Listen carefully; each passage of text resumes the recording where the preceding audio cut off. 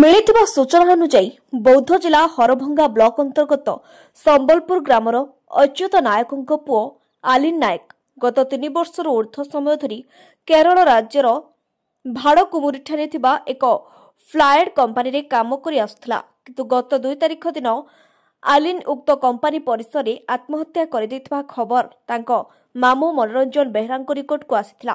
ତା ପରଦିନ ସକାଳୁ ଅର୍ଥାତ୍ 3 ତାରିଖରେ ମୃତକ ବାପା ଜାଣିବାକୁ ପାଇଥିଲେ ପୁଅର ମୃତ୍ୟୁ ଖବର। ପରେ ତୁରନ୍ତ ଜିଲ୍ଲା ପ୍ରଶାସନ ଓ ଜିଲ୍ଲା ଶ୍ରମ ବିଭାଗକୁ ପୁଅର ମରଶରୀରକୁ ଫେରାଇ ଆଣିବାକୁ ଅନୁରୋଧ କରିଥିଲେ। ଶେଷରେ ତୁରନ୍ତ ଭାରପ୍ରାପ୍ତ ଶ୍ରମ ଅଧିକାରୀ ମୃତ ଆଲିନଙ୍କ ମାମୁଙ୍କ ସହ ଯୋଗାଯୋଗ କରି କମ୍ପାନୀର ଠିକାଦାରଙ୍କ ସହିତ ଯୋଗାଯୋଗ କରିଥିଲେ।